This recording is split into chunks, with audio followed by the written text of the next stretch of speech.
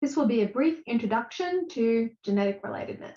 In this talk, I'm going to introduce some terms used when describing genetic relatedness, look at some of the ways that we can estimate genetic relationships from genotype data, and look at some influences on background genetic relatedness. Differing degrees of genetic relatedness is central to the formulas we use to decompose variation in twin and family studies. Historically, genetic relatedness was calculated through pedigree information, and that's based on the premise that we get half our genetic information from each of our biological parents. And then we can estimate how similar individuals are by tracing the paths that connect those two individuals. The kinship coefficient is the probability that an allele at a locus for two individuals was inherited from the same genome. For example, if you were to randomly draw one of the two alleles from a locus in me and randomly draw one from my second cousin at the same locus, what is the probability that those alleles both come from the same chromosome of a common great-grandparent? Now, the inbreeding coefficient is the probability that the two alleles at a locus for a single individual were inherited from the same ancestral chromosome. So the inbreeding coefficient for an individual will be higher if the parents had a very recent common ancestor, or if there are many relationship paths that sort of interconnect in their recent family tree. The coefficient of relationship is going to be twice the kinship coefficient when there's no inbreeding, and it's often what we're talking about when we're speaking of genetic relatedness. It's just the proportion of alleles in common between two individuals. So with genotype data, instead of going from the pedigree information to estimating genetic similarity, we can go from genomic data to then estimate genetic relatedness. And there are two main ways that we can do this. One is identity by state, also called identity in state, or being identical by state. And this is when you just have the same type of allele at a locus between two individuals. Whereas identity by descent is when that same allele is at that locus and it was inherited from a common recent ancestor. So you can have alleles that are identical by state, which are either from a very ancient common ancestor or from an entirely independent mutation that arose in the same population. So being identical by state is fairly straightforward. It's simply a count of the number of alleles that are in common between two individuals at any given locus and then across the genome. Whereas being identical by descent, we then need to have that kind of pedigree information to know that it came from that same ancestral chromosome. So in this figure, here we have an ancestral generation.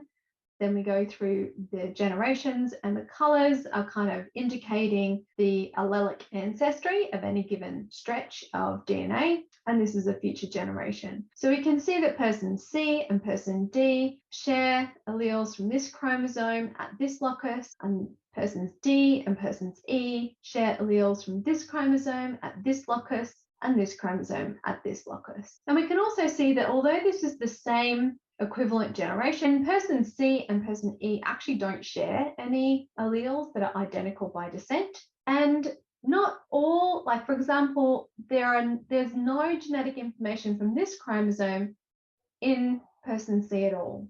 So we're getting quite a bit of genetic variability as the generations pass, and this shuffling of genetic variants on the chromosome from one generation to the next is due to recombination. So recombination that influences inherited genetic variation occurs during meiosis, where we have two copies of a chromosome and each of them duplicate or replicate. Now, if the non-sister chromatids actually exchange genetic information during crossover, then it can give rise to a recombined chromosome that goes into one of the daughter cells and into one of the sex cells for contributing to variation in the offspring. Having an estimate of genetic similarity or relatedness is not sufficient to describe the type of relationship between two individuals. So different categories of relationship are expected to have different numbers of shared alleles at any given locus. So if K0 is that two individuals share no alleles at a locus, K1 is that they share one, K2 is that they share both, then we can see here, for example, that parent-offspring pairs and full SID pairs are both expected to have a relationship coefficient of 0.5. However, the pattern of their allelic sharing across their loci is expected to be different. When it comes to calculating genetic relatedness from genomic data, to know if alleles are identical by descent, we really need pedigree data. But it can be estimated, and there are different methods that do this with varying degrees of accuracy. Typically, they use a pattern of IBS, an allele frequency, and then hidden Markovian models to estimate IBD. Some programs might look at various specific sections of the genome. Others will look at the genome overall. Link gives pi hat, which is a proportion of alleles that are shared overall, identity by descent. However, if we just want to know about genetic similarity, then identity by state is likely to be suitable. It doesn't require pedigree information. It's just observed from the genotypes. It's frequently implemented in genetic relationship matrices as the average correlation between two people across the genotyped variants. So the genetic relatedness that I've been talking about so far takes place in the context of population-level genetic relatedness. So that uneven shuffling of the genome through recombination, it results in some sections of the genome being more correlated than others, and this pattern of linkage disequilibrium differs somewhat across the populations. Now, this figure shows the correlation between nearby loci.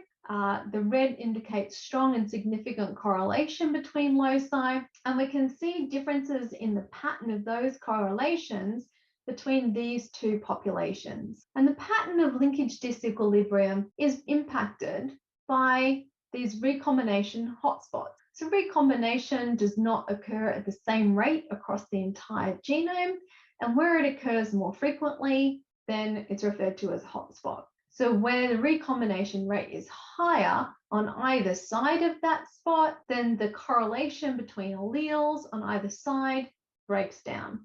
When looking at relatedness in our samples, we're looking at allele sharing between individuals. It's important to keep in mind that this takes place in the context of allele sharing across populations. This figure depicts the extent of alleles that are shared across populations, the dark grey, and those that are unique to populations or their continental neighbours. These patterns in allelic frequency are influenced by gene flow, genetic drift, and natural selection.